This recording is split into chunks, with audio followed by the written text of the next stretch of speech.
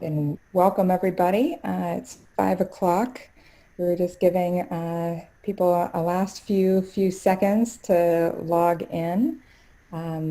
Zoom had a update to its security profile, so we found that quite a few people are having a little bit of trouble logging in.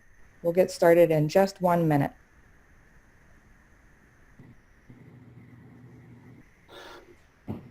Again, we're going to keep people on mute during the call, but please feel free to say hello in the chat box. We've already gotten several people to say hello and tell us where you're from.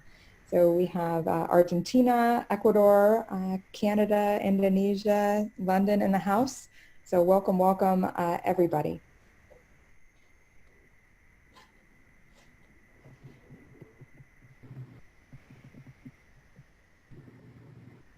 And as we go, if any questions occur to you, please place them in the chat box as well. We have people specifically monitoring the chat box so that we can have our powerhouse discussants, people with extensive experience caring for these COVID patients to answer them in real time as well.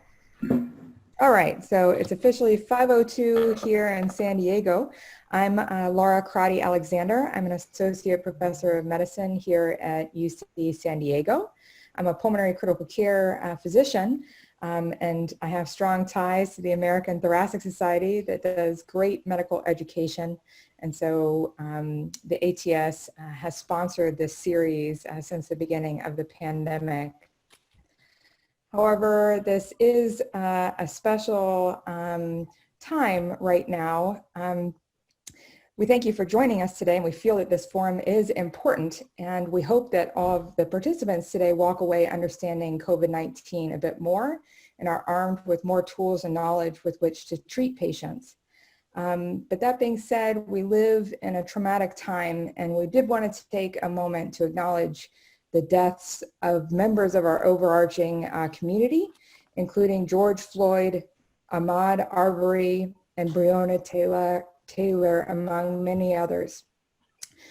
These deaths are important and are a reminder of the grave inequities that our society faces in medicine and across all things. So over the next couple of minutes during our moment of silence, we would like to share some messages from the Pulmonary Critical Care Societies before continuing with today's forum.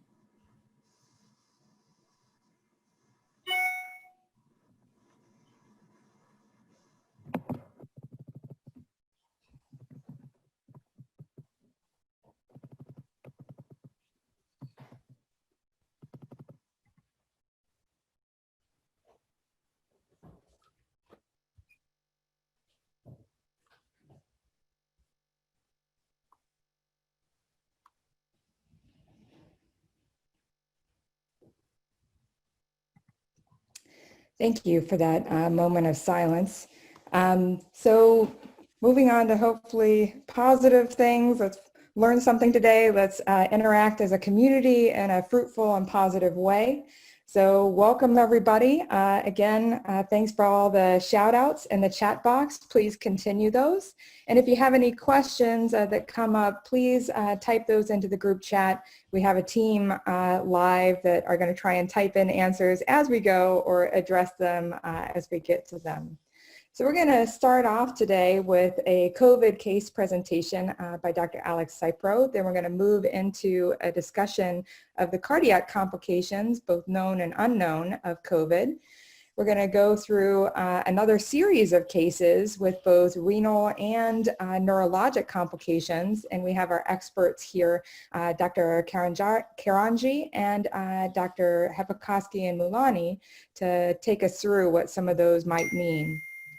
We do want feedback from you all, so we do hope that you click through on our feedback form. We'll be posting it in the chat box throughout today's forum. You can also use the QR code if you would prefer. We'd like both feedback on the session and to hear who you are and what your interests are for the upcoming forums. So as you know, possibly, welcome to anybody who's new, but this is the ATS COVID Critical Care Training Forum. We have run 7 episodes thus far. They're all tape recorded, shared for free on the ATS website. You can Google or search for ATS COVID Forum, and that will take you right there. Otherwise, you can click through on this link, and we'll be posting that as well. This forum is run by several people and some very important, helpful ladies at the ATS, Ms. Lauren Lynch, Liz Guzman, and Eileen Larson.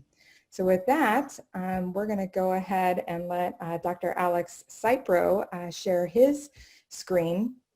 Dr. Cypro is an internal medicine resident here at UCSD. He is going into pulmonary and critical care, and he has taken care of multiple COVID cases here. So Alex, go ahead and take it away. Okay, great. Thank you for the introduction. So we'll start today's discussion with a look at the cardiac complications that accompany COVID. I'd also like to acknowledge Dr. Alicia Kabadi, another one of our stellar internal medicine residents who helped me prepare this case and presentation.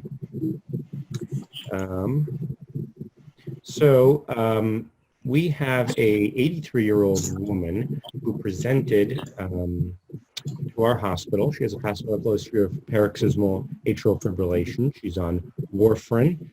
She has hypertension. She has hypothyroidism. And she was sent in from SNP for worsening dyspnea and was found to be positive for the SARS-CoV-2 virus. She was initially saturating 100% on 2 liters nasal cannula. And on her chest x-ray, she had bilateral pleural effusions, pulmonary vascular congestion, and a dense left retrocardiac opacity. Her initial, some of her labs, she had a sodium of 132, potassium of 3.8, creatinine 0.58, U at 16. Her 5th generation troponin trend was stable at 18. Her BNPP was 1,036, which was approximately double her prior baseline. INR of 2.0 and therapeutic, and a TSH of 0.38, CRP 7.18. The EKG showed atrial fibrillation with RVR, heart rates in the hundreds, interventricular conduction delay, poor R wave progression, and nonspecific ST changes. Her echo, she had an echocardiogram completed, which showed a moderate to large new pericardial effusion. The left ventricle had normal size and function, although there was mild left ventricular hypertrophy. There was no evidence of tamponade and no effects on the RV as far as the echocardiographers could see. Cardiology was consulted for this new effusion, and they said there's no indication for pericardial drainage. And obviously, while volume overload was always on the differential, there was also this possible etiology of an infectious pericarditis from the COVID and a risk of hemorrhagic pericardial effusion, given that there was really a lack of evidence for severe myopericarditis by echo, troponins, and EKG findings. The recommendation was to avoid diuresis currently, if possible, to minimize the hemodynamic consequences of effusion and to aim for an INR of less than 1.7. So with that, I think we can go ahead and start our discussion of what are the known cardiac complications of COVID-19 infection, and how should we approach patients with COVID and concurrent cardiac disease. So with that, I'll hand the mic to our expert discussant, Dr. Jason Duran. Hi, everybody. So today I wanted to talk about COVID-19 associated acute myocardial injury. And just to introduce myself, I'm Jason. I'm one of the cardiovascular disease fellows here at UCSD. So this is lit. This next slide is lit that you guys are probably all familiar with already. Are you able to go ahead one slide, Doc? Thank you. So as you guys all know, the COVID-19 infection is primarily a disease of the upper respiratory tract and lungs, and primarily presents with shortness of breath and hypoxia, as well as cough and fever. But there have also been reports of cardiac involvement. I won't go through all the details of these studies that have been published to date. Instead, we'll focus on some of the more recent literature with cardiac involvement. One thing I wanted to point out is that you can also have isolated cardiac presentation of COVID-19 infection, even in the absence of respiratory symptoms. And that brings us to my first case report. So this was a study that was actually consulted on by one of my collaborators, Enrico Ammirati, at Nigarda Hospital in Milan, Italy. This was a woman who was 53 years old and no prior medical history. She presented to Nigarda with chest pain and dyspnea. Notably, she was not hypoxic on arrival, saturating stably on room air, and also not febrile.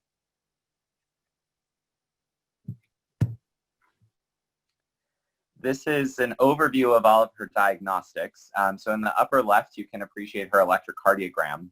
It's notable for inferior ST elevations, although they're not the typical ST elevations you would see in a true STEMI. They're a little bit more concave. To the right in panel B is the chest x-ray, and this is most noticeable for its lack of infiltrates, so not very consistent with what you guys are probably used to seeing with COVID-19.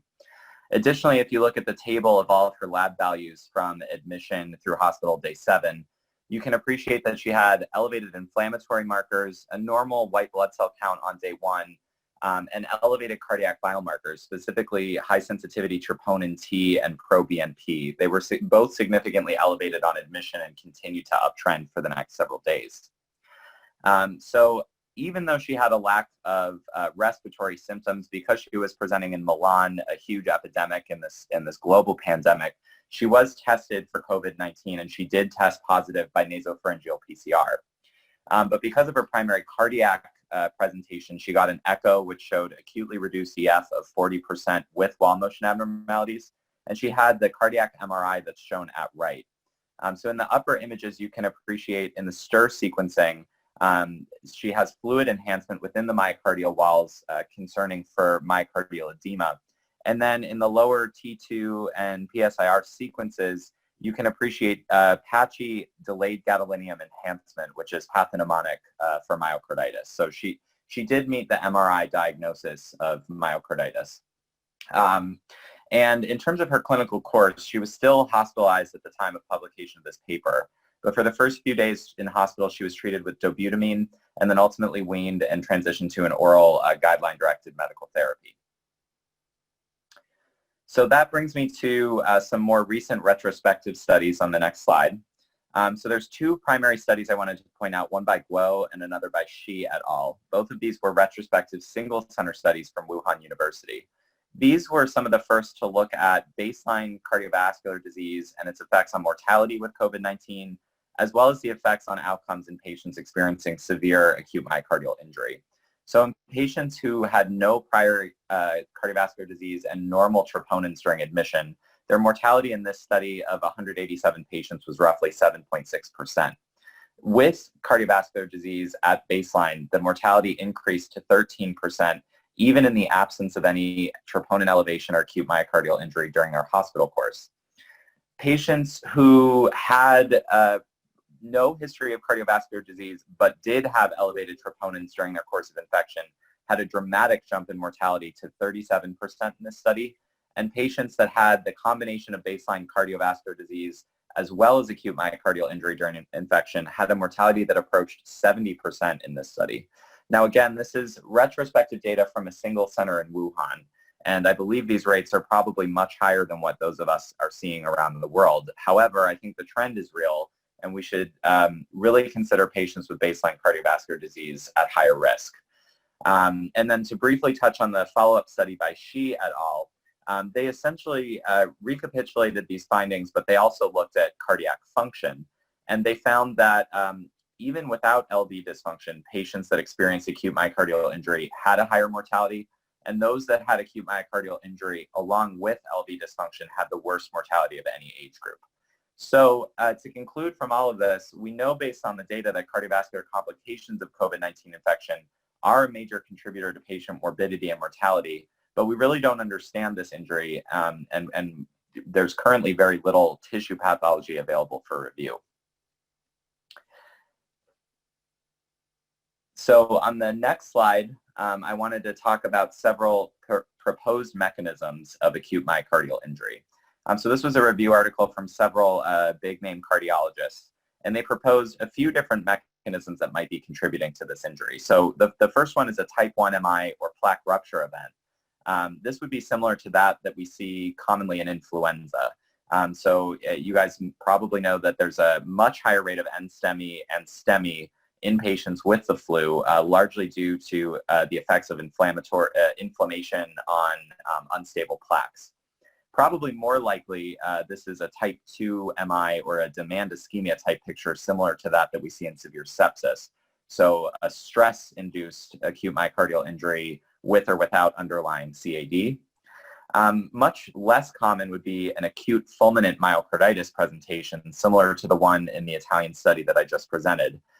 These types of presentations were reported in both the SARS and the MERS epidemic, and I've cited a case report from a Saudi patient that developed acute fulminant myocarditis with MERS. However, this remains a controversial mechanism in COVID because in order for the virus to pass from the nasopharynx, where most viral entry happens, to the heart, you'd have to have at least a brief period of viremia. And viremia has not been widely reported so far in this infection. Another likely mechanism for this disease is a cytokine storm-mediated injury. So this would be an autoimmune response to viral infection that mediates secondary end organ damage in sort of a secondary HLH type picture where the immune system becomes targeted against your heart and other organs. Finally, the ACE2 receptor, which is widely expressed on cells throughout the body, including cardiomyocytes and vascular and endothelial cells, may be a possible mechanism by which the virus enters the myocardium. However, as I've alluded, there are very few studies that have shown actual myocardial tissue from these patients. So I'd like to go through a couple of those studies in the next slide.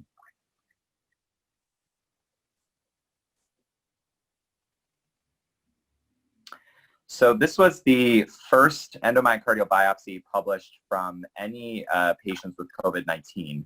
This was a 50-year-old male who presented to General Hospital in Beijing on January 20th of 2020, and he had previously been in Wuhan 2 weeks earlier.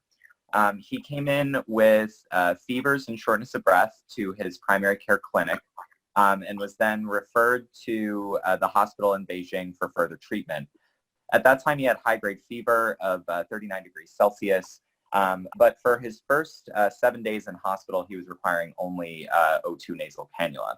You can see the different medications that he was treated with. He got IV steroids, moxifloxacin, some antiviral therapies, as well as interferon, and then ultimately meropenem as he started to deteriorate. Finally, on day 14 of his illness, the patient became progressively hypoxic. He'd been refusing intubation because of claustrophobia and ultimately was managed with high-flow nasal cannula. Despite this management, the patient suffered cardiac arrest, was resuscitated and intubated, but expired later that day on day 14. And post-mortem, they were able to get heart and lung tissues over on the right. And since we have many skilled pulmonologists here, I will focus solely on panel D. Dr. Crotty, if you click one more time, that'll blow up panel D. And here you can see what's essentially just normal myocardium, so nothing very exciting. You see intact myocyte structure in linear muscle fibers without dramatic inflammatory infiltrate. And I will point out that this case doesn't have any clinical symptoms that might suggest myocarditis, so I'm not too surprised that this biopsy was unremarkable. So that leads us to our next study on the following slide. So this was more recently published in March, again from a group in Milan at a different hospital. And this was a 69-year-old woman who had a much more similar presentation to our prior myocarditis patient. So she came in with shortness of breath and weakness. This lady did also have bilateral pulmonary infiltrates as well as shortness of breath and fevers. She came in with a blood gas showing severe acidosis and an echo on hospital admission of 35%. On that initial day, she acutely decompensated, had worsening hypotension, and a repeat echocardiogram showed worsening LV chamber dilation. And so she was taken to the cath lab. She got a balloon pump. But despite getting a balloon pump, she had worsening hypotension and had mobile VA ECMO cannulated and was then transferred to a tertiary medical center. Once she was transferred to the other medical center, they performed an endomyocardial biopsy, which is shown below. The lower left panels show immunostaining against CD68. And essentially what you can appreciate here, intact myocardial structure. So there's no myocytolysis or destruction of myocytes. But you can appreciate there is more lymphocyte and macrophage infiltration in this tissue than in the prior biopsy sample that I showed. And what this group did differently over on the right is they also included a biopsy for electron microscopy. And what's interesting here is that you can clearly see SARS-CoV-2 viral particles in the interstitium of the myocardium. The major downside to this study is they don't clearly define what cell types these viral particles were found in.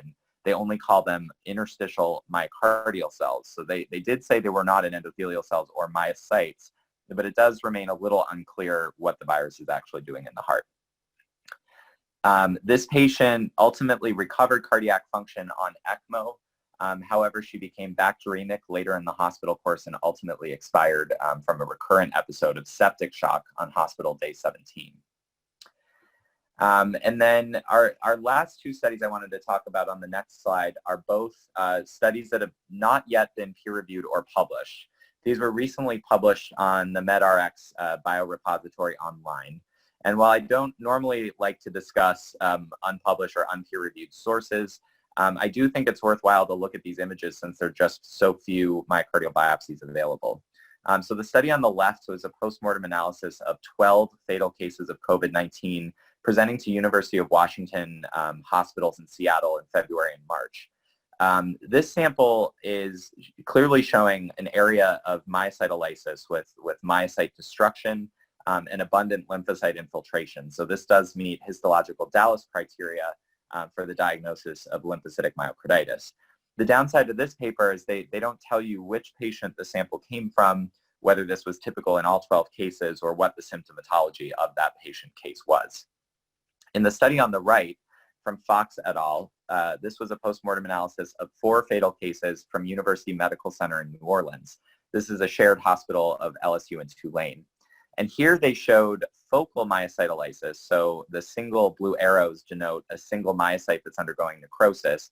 And they do comment on adjacent lymphocyte infiltration, but there's only a couple of lymphocytes infiltrating. So this doesn't clearly meet Dallas criteria for lymphocytic myocarditis by either criteria. However, the authors suggested that potentially this was early lymphocytic myocarditis that hadn't quite fully manifested itself. Regardless, both of these studies are somewhat incomplete, and they remain us wanting for more tissue. So that brings me to our concluding slide. So there have been very limited myocardial tissue pathology studies available. The ones that have been done have had limited demographics and information on the patient clinical presentation from the photos that have been published.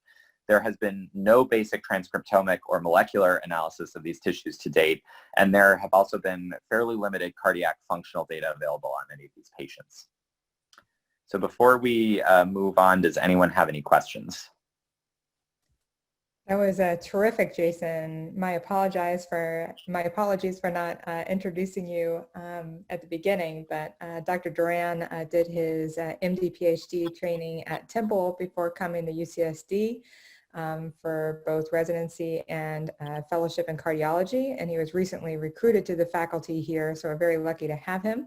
And he is doing very high-level research on COVID infections in myocardial tissue. So thank you for joining us. It sounds like overall patients are having cardiac complications of multiple different types. Some are due to pre-existing cardiac disease, but some might really be due to direct viral infection or inflammation caused by the COVID-19 disease process. Is that a quick synopsis? Absolutely. And we really won't know without having more tissue to study. And just to briefly comment, there were two questions. One of them was, what was the rate of lymphocytic myocarditis? That's an excellent question. I believe it's very rare still. We're seeing much higher numbers in epidemic centers like New York City and Milan. However, I don't believe there's accurate enough statistics to truly give you a number. At UCSD, I've currently only come across one patient that had a true drop in EF, ST segment elevation, like presentation like that patient. And then there was another question about ACE inhibitors, which has been a bit of a hot topic in the popular media. I don't have a great answer. And quite frankly, I think I've seen fairly convincing evidence on both sides saying that ACE inhibitors are both protective from infection as well as ACE inhibitors are detrimental to infection. In terms of the data suggesting that ACEs and ARBs increase your morbidity and mortality, it's tough data to interpret because patients with hypertension also are older and have more comorbidities. So are we seeing this association just because it's a sicker patient group, or is this a true mechanism? And conversely, it would make sense that if ACE2, if the ACE angiotensin renin pathway were involved in viral infection, that ACE inhibitors may be protective, and certain other studies have shown that as well, but I think the actual answer still remains to be seen. Great. Thank you so much. If anybody else has questions, feel free to dive in now via the chat, or if our discussants have some questions for Dr. Duran, feel free. Otherwise, thank you so much. That was really helpful. The heart is so tightly associated with the lungs, both in function and in location, that it plays a pretty significant role in a lot of the diseases that we see.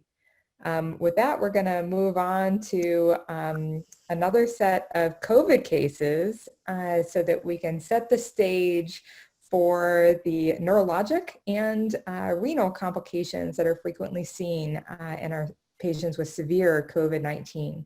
So Dr. Barnes, if you would like to go ahead and share your screen. Dr. Barnes is one of the pulmonary critical care fellows here at UCSD. She did her undergraduate training at Johns Hopkins, her med school training at Minnesota, and her residency and fellowship here at UCSD. So she is going to take us through some cases that set up our discussants, Dr. Navaz, Karanjia, Dr. Hepokoski, and Dr. Mullaney, to discuss the neurologic and renal complications of this disease. Thank you, Dr. Barnes. Thank you. So I'm just basically going to discuss three interesting cases I saw in our pulmonary medicine ICU amongst our COVID patients of potential cranial nerve involvement. So case number one is a 72-year-old male with a past medical history of ocular myasthenia gravis, as well as GERD, hypertension, and OSA. And he was admitted on March 13th for COVID-19, intubated the next day. His course was complicated by profound muscle weakness, fungemia, and a non-oliguric AKI. On the 19th, he had new and quite interesting right eye adduction and possible non-reactive pupil based on differing reports on the notes. Immediate head CT was normal. The rest of his course, basically, unfortunately, he continued to decline from worsening encephalopathy, worsening muscular weakness. A big workup was done, including an MRI, a continuous EEG, and a lumbar puncture, of which none of these really showed a reason. His EEG did not show seizures, just diffuse slowing, and his lumbar puncture wasn't completely normal, but was pretty unremarkable. We do not have the capabilities here to send COVID on our CSF yet. The patient unfortunately expired on comfort care on the 31st. And this is his CT head from the 19th, basically just showing no evidence of any acute intracranial hemorrhage, mass effect, or hydrocephalus. He has a mild white matter hypoattenuation, but nothing that looked like it'd be causing any cranial nerve defects. Similarly, his MRI down on the 25th just shows some mild chronic white matter signal abnormalities, and obviously the usual mastoid-filled fluid that we see in all our intubated patients. And so this is a brief reminder really of which potential cranial nerve could have been involved here, which would have been cranial nerve 3, which does innervate the medial rectus muscle. And this is just a reminder for all of us that can't quite remember all the anatomy of these cranial nerves. Moving on to case number 2, which is a 64-year-old male with a history of multiple myeloma, admitted to our unit on the 12th of April, subsequently developed ARDS and intubated on the 20th. His course was also complicated by acute renal failure requiring CRRT, critical illness myopathy, encephalopathy. In addition, he had MSSA, bacteremia, a GI bleed, a DVT, and obviously shock. On the 24th, he developed very significant anecyuria, for which a head CT stat was done that was normal. And this interestingly resolved without any intubation. Unfortunately, he remained unresponsive, mostly off sedation. Neurocrit were consulted, an EEG and a brain MRI were negative, and he continued to decline, were unable to wean him from the vent, and eventually a decision was made to transition to comfort care, and he expired on the 12th of May. This is his 424 non-contrast head CT, again not showing any evidence of acute intracranial hemorrhage, mass effect, hydrocephalus, and had an intact gray-white matter differentiation. And this is a just brief reminder of which potential cranial nerve could have been involved here, which would have been, again, cranial nerve 3. And this is David Bowie, who had, I just found out today while Googling images for this, he actually had this from a eye injury, so not his cranial nerve, but probably his ciliary muscle.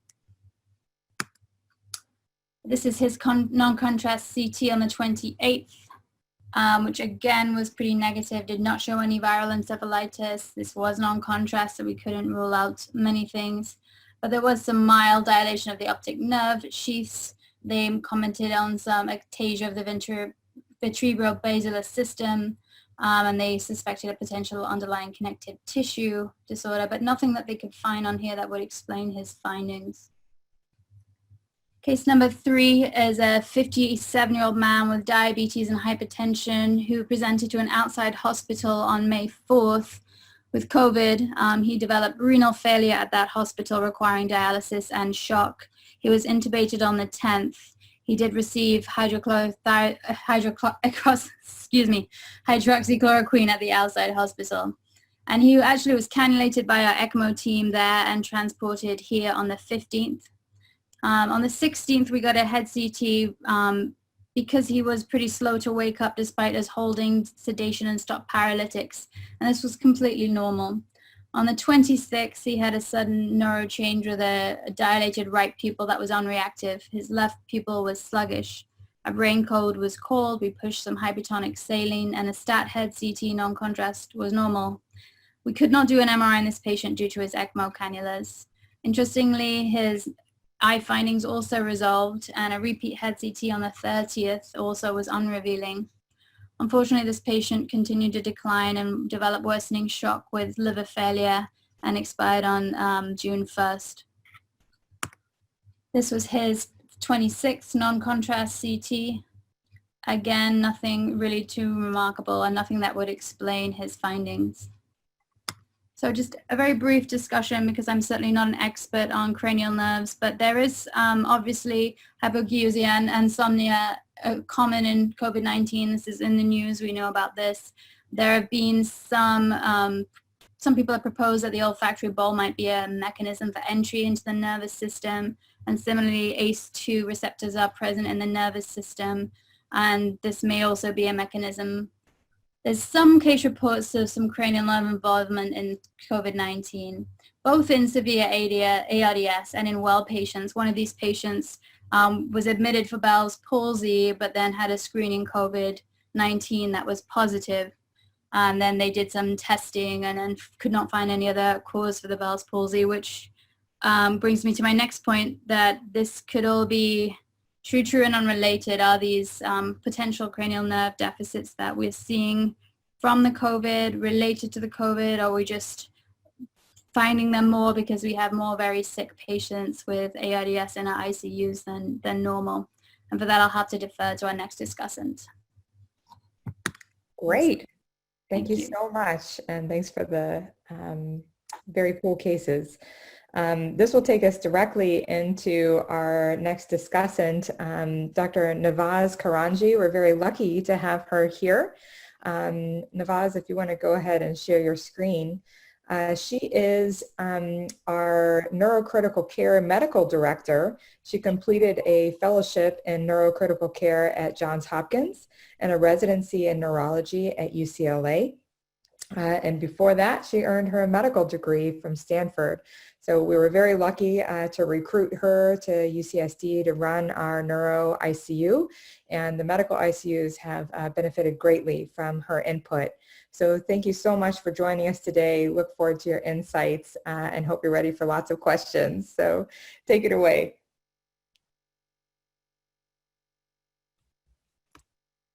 Oh, and we can't hear you if you're still muted. Laura. Oh, there we go. So, and wow, Dr. Barnes, you didn't give me warning that you would have such cool cases. I'm going to have to comment at the end of my presentation. First though, let me just briefly go over the overview that I have of neuro complications, and that I think will help us come to an understanding, I think, of what's going on, was going on with your patients, Laura. So first, a brief overview of neuro manifestations of viral infections. Just to remind us all, direct infection of the CNS by viruses can cause a meningoencephalitis, can cause vasculitis, can cause acute flaccid paralysis when the spinal cord is involved. When the peripheral nervous system is involved, just as Dr. Barnes was saying, you can get direct invasion of cranial nerves, peripheral nerves, etc. And that is probably what is happening here. You can also get para-infectious complications like acute disseminated encephalomyelitis, acute necrotizing encephalopathy. These we have seen in COVID-19. You can also get peripheral para-infectious complications like Guillain-Barré and AIDP, and we have seen Guillain-Barré in a number of COVID-19 patients. You can also have systemic complications that then affect the brain, like myocarditis, which, as was spoken to by our previous speaker, can then cause a decreased EF, which causes strokes. If you get a hypercoagulable state, which we've seen in COVID-19, that can cause both arterial and venous sinus thromboses, which we've seen both of here at UCSD. We haven't seen any hypocoagulable states in COVID-19 yet that I know of. And then finally, you can get critical illness, polyneuropathy, myopathy, seizures, encephalopathy, delirium, just as a byproduct of critical illness. And so we've seen all those things with COVID-19 as well. So the specific complications that we've seen, so like I said, we've seen meningoencephalitis, we've seen status epilepticus, encephalopathy and delirium complicates a lot of these patients' course, up to 70% of patients, and it's probably not just the typical ICU delirium. This virus seems to be very neurotropic, so there's a lot going on here that will be revealed probably over the next few months. Ischemic stroke complicates up to 23% of severe patients. Venous sinus thrombosis has been seen. ADEM, A&E, Guillain-Barré has been seen. And then for our ECMO patients, we have had a number, unfortunately, of ICH, IVH, and SAH seen in our patients that are on normal anticoagulation for ECMO. And this is quite unusual. We do not see this amount of hemorrhage in our usual ECMO population. About half of patients in one autopsy study did have SARS coronavirus 2 in their brain tissue on autopsy. As Laura said, there are multiple routes that viruses can spread to the CNS through. You can have, typically you have a hematogenous route and or a retrograde transport through infected peripheral nerve. And it does seem like COVID-19 is doing both of these things. We have seen the SARS-CoV-2 virus in brain tissue on autopsy, in the CSF on patients with neuro symptoms. We've seen brain abnormalities, inflammation in the brain right next to the olfactory bulbs and inflamed olfactory bulbs in patients just with anosmia. And we have also now, in the last month, seen a number of studies that demonstrate significant endothelial cell infection in kidney, lung, heart, small bowel tissue, and it's probably in the brain as well. We just haven't seen it quite yet, but I'm pretty sure we're going to find it at some point soon. So just briefly, what are the studies that we have on neuro complications? This big one out of China, 214 COVID-19 patients, 36% had neuro manifestations. The big one was acute stroke in 5.7% of severe COVID patients. 15% of severe COVID patients also had impaired consciousness. So those are two big ones. This series from France, 58 patients. They did MRIs and EEGs and LPs on a number of them. They found leptomeningeal enhancement in 8 out of the 13 patients they MRI'd. Hypoperfusion, like significant hypoperfusion of the brain in all of the patients that they perfusion scanned. That's very concerning. And 3 of the 13 patients that they MRI'd had small ischemic strokes. In this study, they were just looking for headache and confusion. They weren't scanning anybody, and you see, about 10% of hospitalized COVID patients in this series had headache or confusion. 5 patients with Guillain-Barré were portrayed in this study, and they showed that patients had a typical Guillain-Barré course with symptoms developing about a week after the first symptoms of COVID, and they developed flaccid quadriparesis within 36 hours to 4 days of onset of weakness.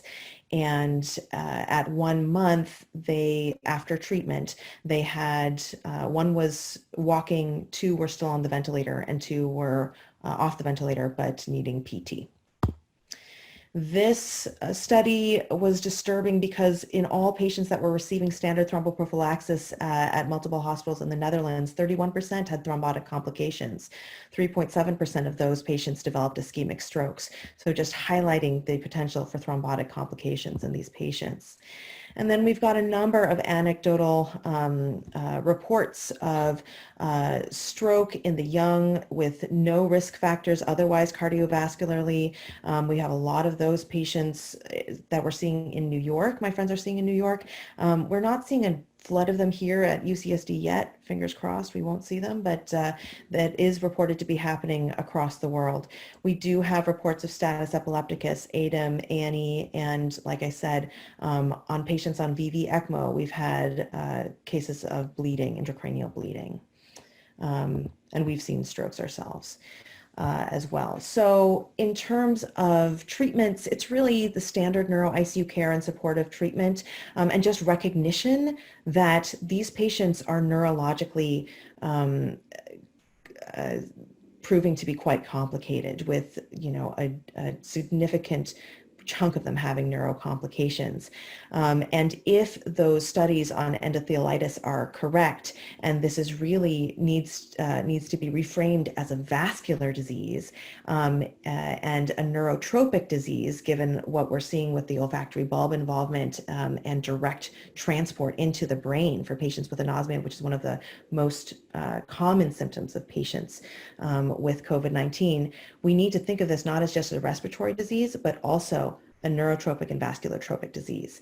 And so that being said, the treatments for that then in the neuro system are our standard neuro ICU care. If patient seize, give them seizure medications. If they're altered, consider non-convulsive seizures. If they have cerebral edema, get their sodium up, get their CO2 normalized, consider surgery if they have a focal lesion like a bleed.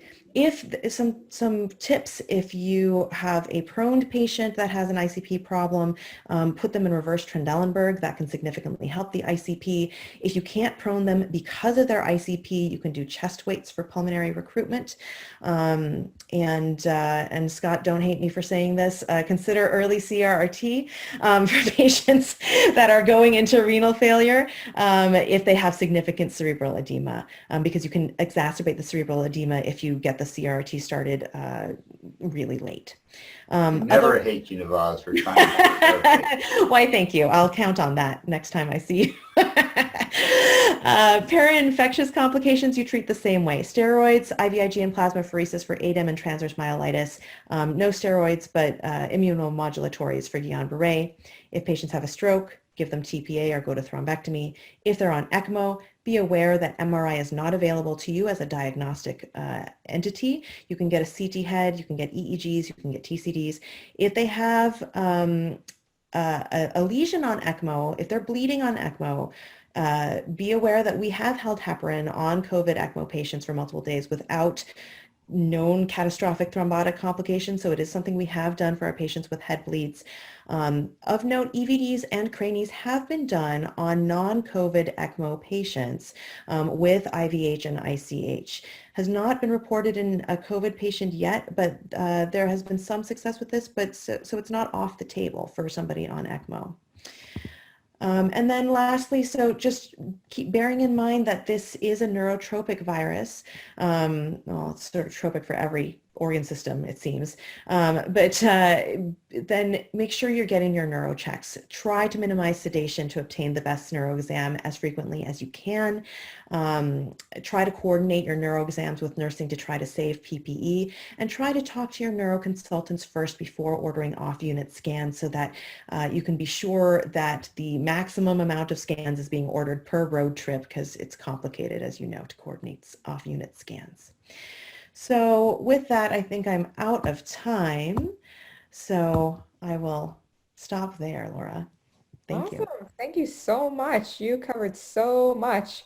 And I think it really emphasizes how many different ways COVID-19 patients can be impacted neurologically during their disease course.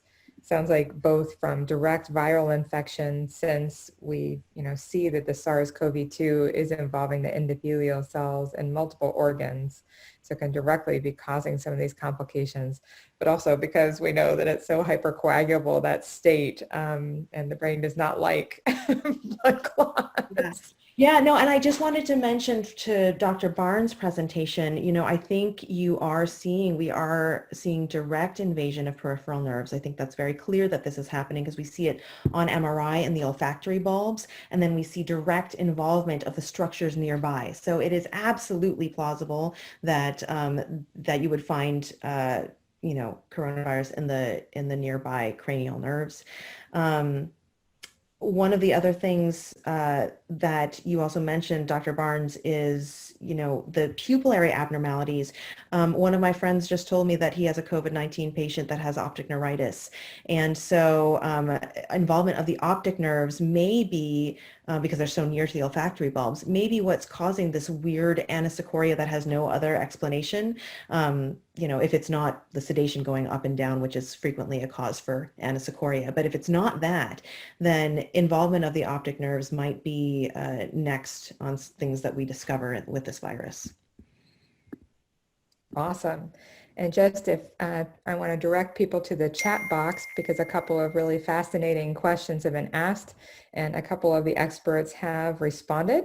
So if you can check that out, I'll thank Dr. Navaz for joining us, and I'll direct her to start typing responses as well while we round out the session in our last 11 minutes. And I do warn people that we do tend to run over by a couple minutes, but we're actually pretty on time today.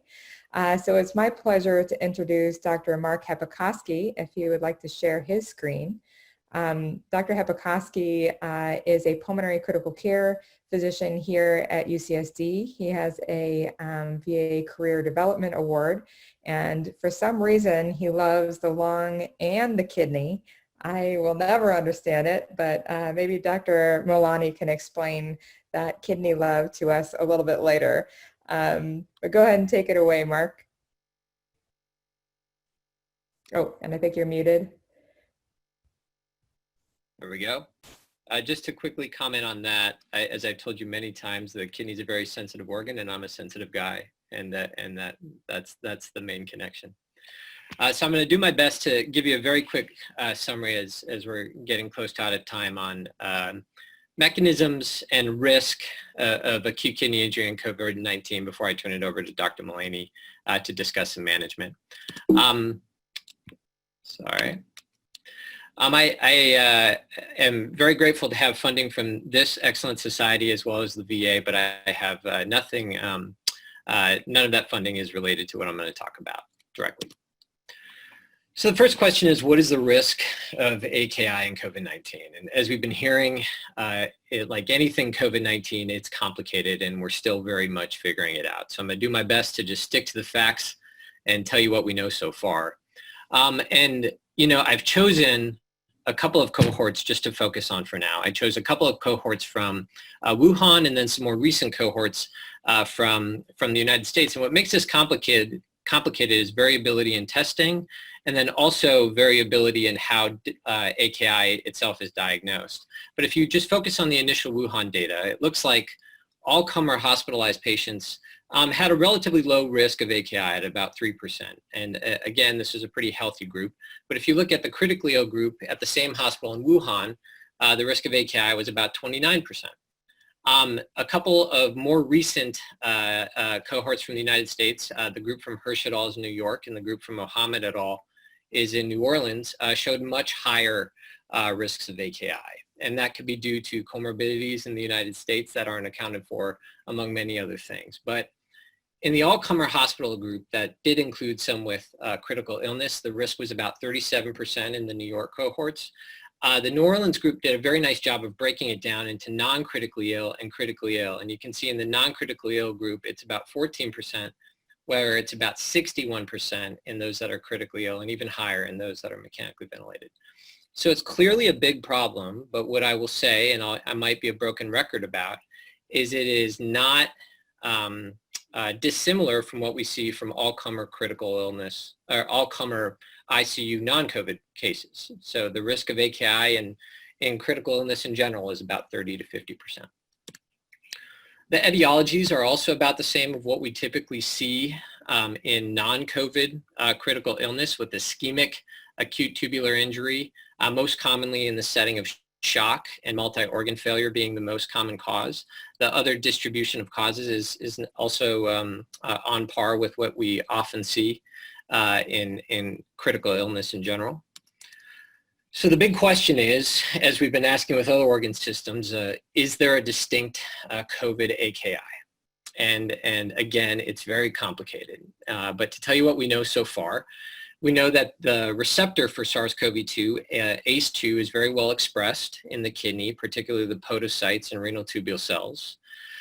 We know from a few pathology studies, one of which I'm showing here, that was published as an editorial in the New England Journal from Germany, show that by immunofluorescence and PCR, there is viral RNA in the glomerulus. There are reports that there is a higher incidence of proteinuria and hematuria in COVID-19 patients. However, I will say that a direct link between these, the virus that we're seeing here and actual disease has not been clearly established. As Dr. Duran mentioned in his talk regarding the heart viremia and virus being found in the urine, really hasn't really been described in very many reports, and actually very few have shown virus in the urine. So is there a direct connection? It's hard to say. And then finally, as I mentioned before, the incidence and outcomes of AKI are consistent with what we see with other critical illnesses. So this is an area of ongoing investigation, and I think we'll learn more as time goes on. So what are some possible mechanisms of AKI and COVID-19? So they're very similar, as I said before, to what we see in general critical illness, with hemodynamic instability and a systemic inflammatory response to the infection or the virus being major drivers. As we all know, acute respiratory distress syndrome is a systemic disease, and it's characterized by profound systemic inflammation. And because 100% of the cardiac output goes through the lung, the systemic inflammatory mediators that are generated in the lung get disseminated to all the organs in the body. And if you just look specifically at what the lung and the kidney have in common, they're both made up of these vast microvascular networks that have a similar job to do to transport gases in the case of the lung across the thin membrane, or solutes in the case of a kidney across the thin membrane. So they're made up of very similar cell types. So it makes sense that an inflammatory signal that would cause inflammation and injury in the lung would cause the same inflammation and injury in the kidney. And then finally, the last thing I'll mention is that we've known for over 70 years that mechanical ventilation can be hard on the kidney. So this, if for the nerds out there that like to look at studies from the 40s, this is a paper that came out in JCI back in 1947, where a group of medical students were put on continuous positive airway pressure and steady increases in pressure were applied, and then they trended urea clearance. And you can see that there's an inverse relationship. Incidentally, 40 millimeters of mercury is the equivalent to about 55 centimeters water. So if there are any medical students on the call, I know you work hard. I appreciate everything you do, but wow, things used to be a little bit different. The mechanism of this is multifactorial as well. Renal perfusion pressure is your mean arterial pressure minus your central venous pressure. As intrathoracic pressure is increased with positive pressure ventilation, renal perfusion pressure goes down. There's also neurohormonal mediators that are released that have effects in the kidney, as well as biotrauma from ventilator-induced lung injury. So, you know, we're still teasing out if there's a distinct disease, but I think what we know, and we've known in other critical illnesses, is AKI is a very serious consequence. And the mortality of AKI in COVID-19, in the critically ill with COVID-19, is about 35 to 45% compared to 5 to 7% in those without AKI. It seems that AKI is an independent risk factor. Again, there's a lot of confounders. We're still, you know, it's still too early to tell what the long-term burden of this is going to be. A lot of these patients with AKI are going to develop CKD, which is going to have a major burden on our healthcare systems. Again, just to say it one more time, the mortality data we do see here is not dissimilar from what we see with other critical illnesses. And now for management, I'll do as I so often do, consult our nephrology colleagues, Dr. Mullaney. And we're so lucky to have Dr. Mullaney. He's our clinical chief for nephrology here at UCSD. He's also the training program director for the nephrology fellowship. And he's an APD for the internal medicine program. He did his medical training at University of Maryland before his internal medicine residency work at University of Alabama, and then came to UCSD thereafter. So would love to hear your thoughts on the kidney and COVID. Thank you very much, Dr. Crotty Alexander. I've been here long enough to know that if you go last, don't prepare a whole lot, because your time is going to be used up and the people before you are going to say what you've already said, what you want to say. So no slides, just quick summary of some things. First, I want to thank Dr. Crotty Alexander and the ATS for an opportunity to participate in this impressively international and dedicated discussion group. Yeah, I've worked with Mark for a little while. I like you, Dr. Crotty Alexander, I'm confused by his love of the lungs. So we work together often, and I do think that the lung-kidney connection is one that's really interesting in the critical care world. As you saw from the data that Mark showed, you know, it's all over the place. AKI rates of 9%, AKI rates of 30 and 40%. Like, what do you do with that? And I think the answer is that these patients get really sick. And when they get really sick, they get AKI. And we treat them like other really sick patients with AKI. So much of the data that's out there, you really need to understand where it comes from to fully appreciate it. The Hirsch study that Mark referenced, that came out of the Northwell Hospital Systems in New York, that was a hospital system that was completely overwhelmed when New York City. And that was a place that was reporting mortality rates of 80 to 90% of ventilated COVID patients. And I know we're not seeing that here at UCSD, and I suspect many other places are not as well. So you really want to think about where this data comes from before you sort of suggest that it's the thing you're going to lead with. So we use CRRT in our patients with COVID and AKI who need dialytic support. The CRT, the continuous forms of dialysis, were supported by the American Society of Nephrology and the International Society of Nephrology because of their greater ability to maintain stability, hemodynamic stability, whilst treating the AKI. Obviously, in order to perform CRT, you have to have access to it. If you don't have access to it, then okay, what else do we have? Intermittent dialysis works. We would recommend slower, longer therapies. If you only have peritoneal dialysis, well, acute peritoneal dialysis in the hospital is a form of continuous therapy. Right? It's just, we just don't think of it that way, at least not here in the US, but it absolutely is. We've also had lots of discussions and thoughts about the question of what do you do when you do get overwhelmed and you don't have enough supplies or equipment to perform continuous dialysis the way you would like on every person. Well, 24 hours of continuous dialysis is nice, but 12 is better than nothing. And so do you find ways to kind of split your therapies between your patients who need them? And how do you go about that? And I think that's one of the real management questions that I know everyone's talked about with flattening the curve, and I think many have been successful with that. But flattening the curve means the curve goes out longer. And so we're going to be continuing to deal with this for a long time. The only other thing I would say that's been interested for us from a dialysis standpoint is the anticoagulation. We at UC San Diego use citrate for all of our anticoagulation on our CRT patients. Even when we've had our CRT patients hooked up to the ECMO circuit, we still use citrate on our circuit, and that has to do with sort of where in the CRT design the citrate actually contributes to the dialysis and the way we're running things. So we've actually continued to do that. Some centers have found difficulty using citrate and have used heparin. Those that some have recommended slightly higher dose heparin with higher PTTs than you might normally use. We don't do that. We favor a regional anticoagulation profile. I did see in the chat that maybe the next, or one of the next ones coming up will be about the procoagulant state in COVID, and I think that's a really interesting conversation. So if it's okay with the ATS, as a non-pulmonologist, non-critical care doctor, I may tune in anyway, just to see that one. We probably need Navaz on there too, just since the clotting, I think, is going to, probably playing a role in a lot of these multi-organ, and Jason, Dr. Duran, of course. Yeah.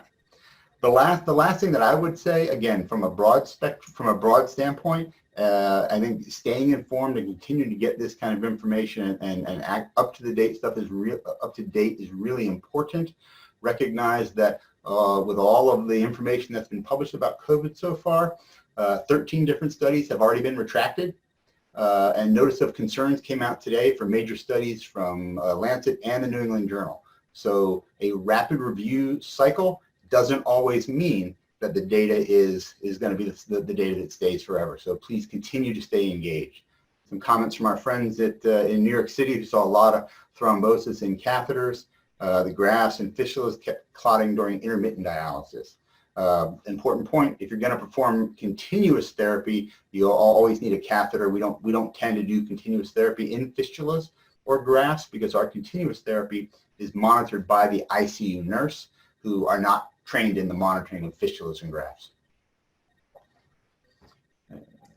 Super helpful. There looks like there might be a question for Dr. Duran if he wants to jump on, but outside of that, yeah, it just sounds like a lot of people are struggling with the thromboses. But as you mentioned, the fistula and grafts are not usually handled by the ICU nurses.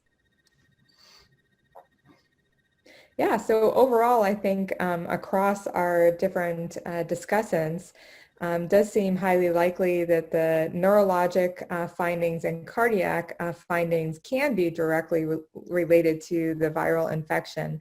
The kidney is so sensitive that when anything is going on in COVID-19 is likely to cause some insufficiency and potential failure, and that might be the more likely cause of the failure. Is that correct? Unmute there.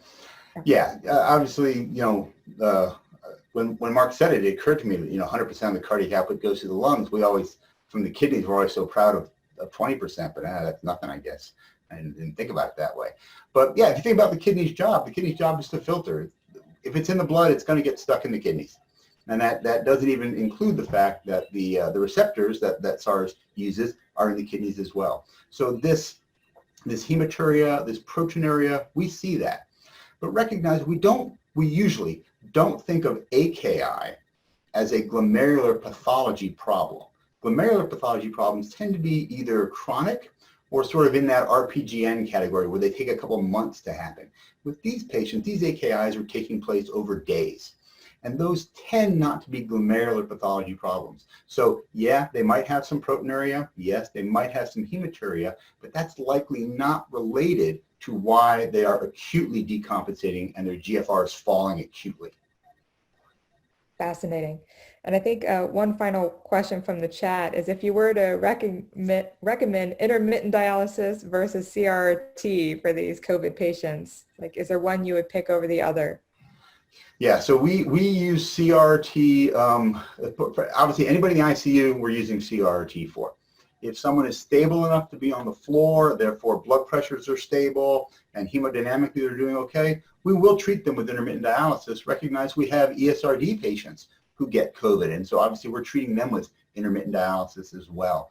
But if there is hemodynamic instability and we're concerned about maintaining cerebral perfusion and not causing significant osmotic shifts, we're going to go with a continuous version of our therapies. Awesome. That makes sense to me. Thank you so much for those thoughts. I want to thank all of our participants today and for bearing with us. The 169 participants. I was going to tell you, Scott, that there was 185 people who hung on all the way through this forum just to hear you speak. So. But then you're telling me as soon as I started speaking, 20 of them signed off. Well, once you cross the 6 p.m. threshold, because that tends to happen anyway, a few of them dropped off, but only a few. So very impressive. So thank you all to all of our participants for joining us. And we hope you all take great care of yourself and your patients. Your patients are privileged to have you. We are glad that they have you. And thank you for tuning in tonight to the ATS COVID Critical Care Training Forum. As I mentioned, the upcoming topics will include the procoagulant state that is common in COVID and some mechanisms behind that and how people are managing patients with anticoagulants. We're also going to do a session on physician well-being / healthcare worker well-being, because we know that there are nurses and respiratory therapists who tune in as well. Please fill out the feedback form so we know who you are and we can address the topics you want to cover. So until we meet again, take care, everybody. Good night.